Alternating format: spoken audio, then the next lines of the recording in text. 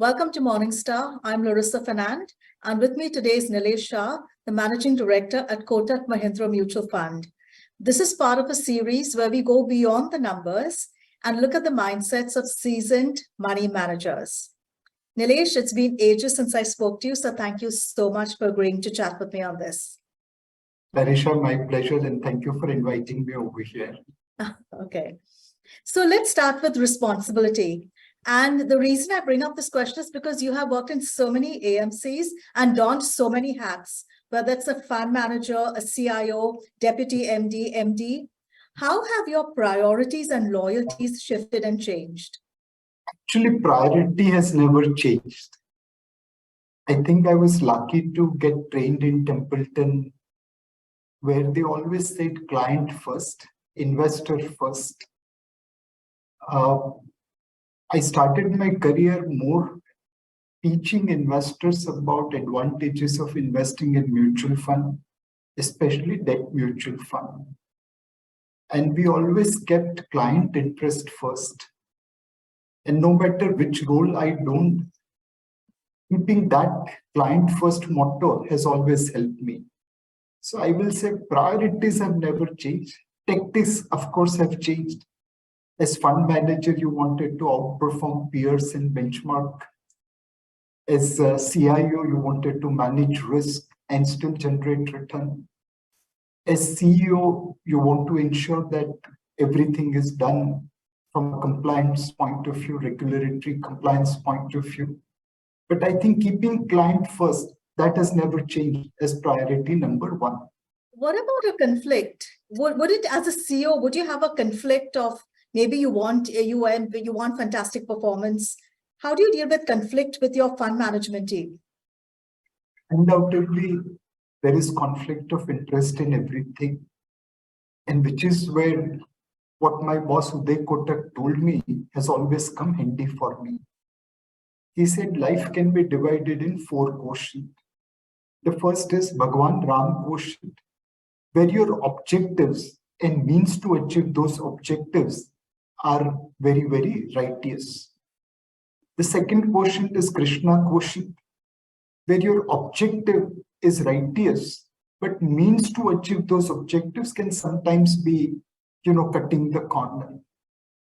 Then there are 2 quotients, Duryodhan and Ravan. In Duryodhan, objectives were never righteous, but the means to achieve them were many a times righteous. And in Ravan quotient, neither the objective nor the means to achieve them were righteous. He told me, I want you to be in Ram quotient for most of the time. And this is Kalyug, you are running a business. Sometimes venturing into Krishna quotient is acceptable, but never ever go to Ravan quotient, never ever go to Duryodhan quotient. And that kind of communication I have passed on to my colleagues down below. So whenever we are in conflict in which we are on a daily basis, we simply figure out whether it is Ram quotient or Krishna quotient.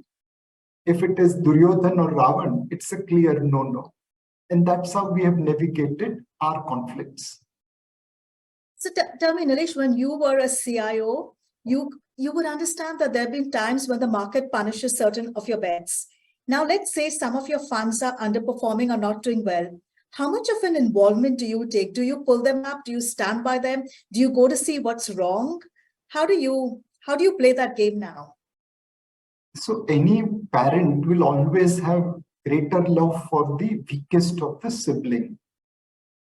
Invariably, as a parent, you want to take care of the person who is weaker rather than who is stronger. And as a fund manager, all our funds are like our kids. You will put extra effort in an underperforming fund. And there were times when I used to get swayed and copy what a successful index or successful peer would have done. And that will compound my error. Market is not kind when you compound your error. Over a period of time, I learned that you have to stay with your conviction. Because you took a call does not mean that market will reward you immediately. Market will reward fundamentals over a period of time. Markets can remain irrational, more than you can remain solvent. Correct. So every time you are taking a bet, you do careful analysis, you weigh risk and return, and many a times you go wrong.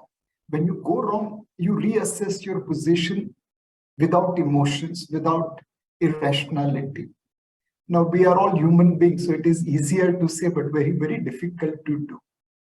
But you keep on reassessing your positions, and if you believe you are right, then you double down your position. When you have to double down your loss-making position, it shows your conviction. If you are doing it grudgingly, then you are not convinced. If you are doing it happily, then you are convinced. And more often than not, I have seen that if you are fundamentally right, sooner or later market will reward you. If you are playing momentum, sooner or later market will punish you. So don't compound your error, stay with your conviction, but keep on evaluating your risk-return trade-off without emotions, without irrationality. Okay, you spoke of conviction. You have often mentioned something about financial apartheid exists in this world. And we are human. I guess everybody has their flaws. How do you stay objective? How do you make sure that your biases don't come into play? And can you explain financial apartheid a bit? So essentially, if you see in India, financial illiteracy kind of results into financial apartheid. There are more than 18 crore people who are trading in cryptos, and 99% of them would have lost money. There are more than 7 crore demat accounts, and when majority of them trade in futures and options, 89% of them lost money last year as per SEBI study. There are millions of women who do monthly recurring investment with Goldsmith nearby. Many a times they get paid, and many a times, the Goldsmith run away with their money. There are more than 2 crore Indians which have lost more than 1,80,000 crore in Ponzi schemes from PSCL to variety of names. All this thing, nothing but financial apartheid. Against that, I have examples of people at bottom end of pyramid who did SIP of 500 rupee, 1000 rupee, and today have built reasonable nest. How do we bring illiterate, uneducated, irrational, greedy people into the main line of investment, regular investment, long-term investment, disciplined investment, so that their capital is protected, so that they get financial freedom? This is where, as mutual fund industry, we are working hard. When we look at 4 crore investors doing SIP with us or running, other kinds of investment, you feel happy. But when you look at potential, I probably need to have 40 crore investors who need me. So it's a journey. We are trying all our best to educate people. We have no quick fire, instant gratification solution. We have birbal ki khichdi, jaise pakne mein time lagta hai. But if you give me regular investment and long-term investment, I'm sure I'll be able to provide financial security and remove financial apartheid. Okay, I had something slightly different in mind. I remember that you once said how a rating agency won't give the same rating, won't be very objective in its rating, or how when money laundering takes place, if a country in the West was doing it, it's a tax haven. If we were doing it, we would be a terrorist nation. So that's what I want to know, your biases. How does one not bring their biases to the table? What do you do to keep that at bay? So, Larissa, first we have to be aware that we have biases. If I say that I have reached my nirvana and I don't have biases, it's a complete lie. So self-recognition is the first important step. The second thing is then to verify your biases with some data, some facts. For example, there was a software company which my fund managers thought was not appropriate from a governance point of view. In 2017, it kept on going up. And we had to stay to our conviction that yes, this is not the company which we want to own, despite it giving us underperformance. Now, one, we could have simply taken a call because we believe it is not appropriately governed, will stay out. But that would not have been right thing. For us, it was important to listen to analysts who were bullish on that company and figure out what were the holes in their argument. That thing eventually pay you off. So you have your biases, be aware of them, and try to get data to verify them. If you are right, well and good. If you are wrong, make a U-turn. There's no place for arrogance in market. Your first investment was the one where you lost money, but you also said that it was a very valuable experience because I think you leveraged and you bought into a frenzy. Now, what if your daughter had to come to you and was going to do the same mistake, but you think she would learn a lot? What would be your advice to her? So my advice to her will be, better learn from my mistake. Why should you commit a mistake to learn? If she still insists on learning through her own mistake, I will ensure that the damage done to her is bare minimum and not as high as when I committed. It's always important to learn from others' mistake rather than make mistake and learn for yourself. It's inevitable that all of us will make some mistakes. Yeah. Don't worry about the mistakes, just don't repeat them. And make mistakes in smaller denominations, smaller quantum, so that it does not derail you. What drives you? You are part of the advisory committee, economic advisory committee to the Prime Minister, your stature in the financial services. Do you ever take a moment to enjoy where you are, or you're always looking at the next mountain to climb? So the answer is yes and no, Larissa.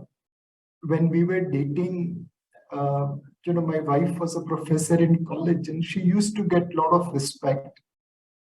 In those days, there was no book my show, so we used to go for watching movie and some students will come and hand over tickets. We had no car then, so many a times we used to travel by train or bus.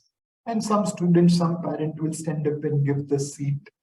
So I always wanted as much respect as my wife in my life. And in those days, fund managers were not respected. No one offered me a cinema ticket. No one offered me a seat. And I always wanted that respect in life where people will offer me something. And thanks to the mutual fund industry today, not only I earn reasonable money, but I also earn reasonable blessings. Wow. I think this is what is driving us. दुनिया में कौन सा ऐसा profession होगा जहां पे आपको पैसे के साथ साथ दुआएं भी मिलती है.